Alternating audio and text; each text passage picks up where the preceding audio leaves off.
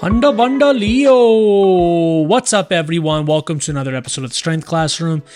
Today I'm showing you my dynamic effort upper body workout. So start off with some landmine cleans. Maybe we'll remove these for a little bit, but I'm having too much fun doing them. That's the problem. Too much damn fun. I have a goal to be able to do 4 plates. I honestly think that's doable. Throwing around 3 plates like it's nothing. When 3 plates, I would be able to do it for 2 fucking reps and I'd almost break my wrist. So these are going swimmingly, and just by tweaking your form, watching yourself, analyzing yourself, giving yourself honest feedback, getting different angles like you're seeing here, can go a long way when learning an exercise that has some technical aspect to it, which, let's be honest, they all kind of do.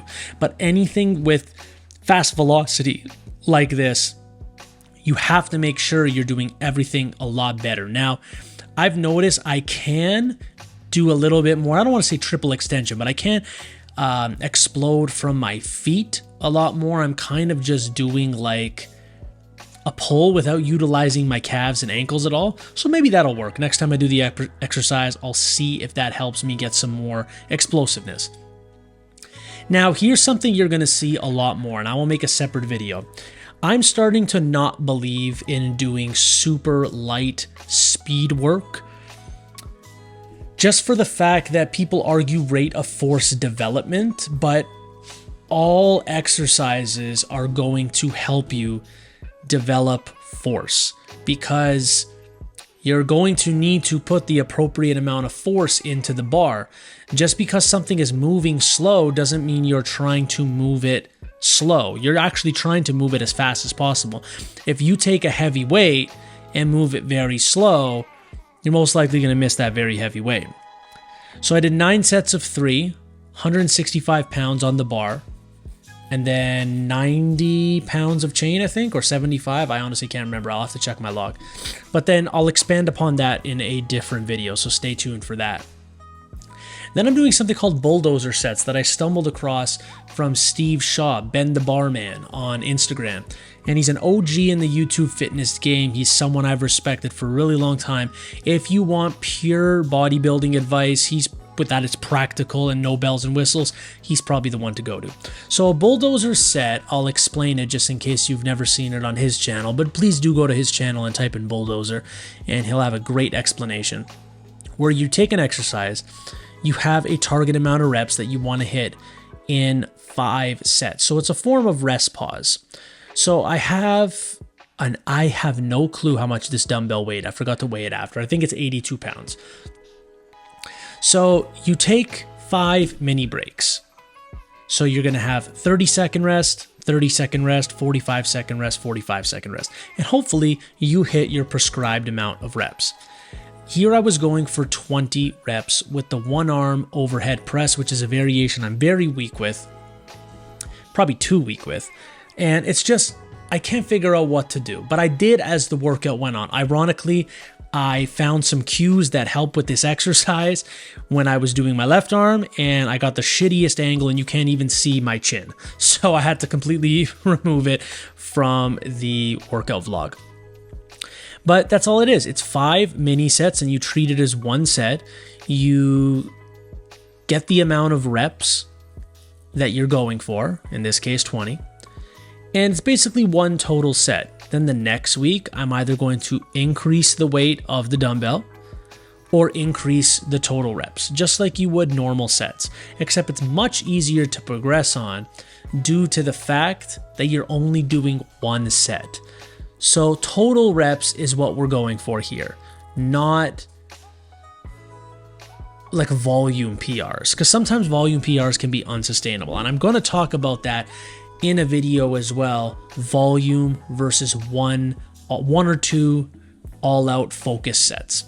So here I just decided to do 2 high rep, for me, sets of pull-ups with my weakest grip, which is double overhand. Okay, I much prefer double neutral. I even prefer double underhand more than double overhand.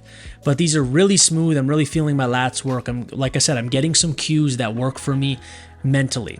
I did a set of 10, a set of 8, and then I was just like, you know what? I need 20 reps total. So then I just banged out 2 sets after this. After a while, it's just my lats are getting too sore too quickly, and I just can't hold on to that bar anymore. I can with my hands, but it's just, you know what I mean. Then I did some bulldozer sets, no straps with a 100-pound dumbbell. My goal was 40 total reps.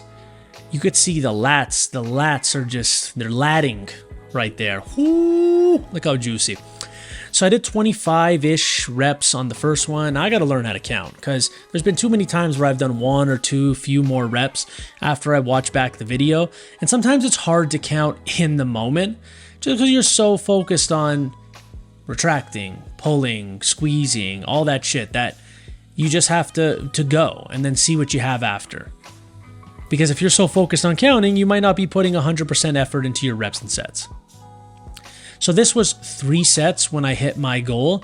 And I have to say, I'm not going to make this a staple, like this is the only way I'm going to train, which is always a mistake. You should always be trying and cycling in and out different training modalities.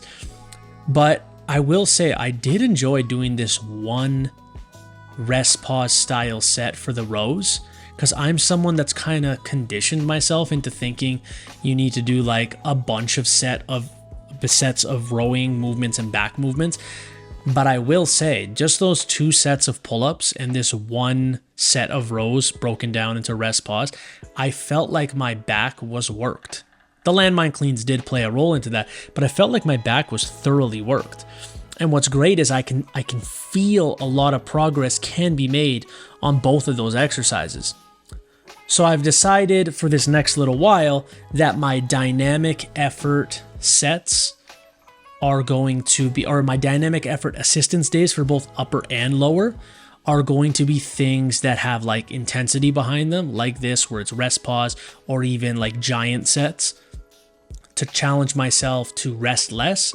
And then my upper body, or sorry, my max effort days will be a little bit more traditional, heavy focused sets, whether it's high rep, low rep, but just of a more traditional day.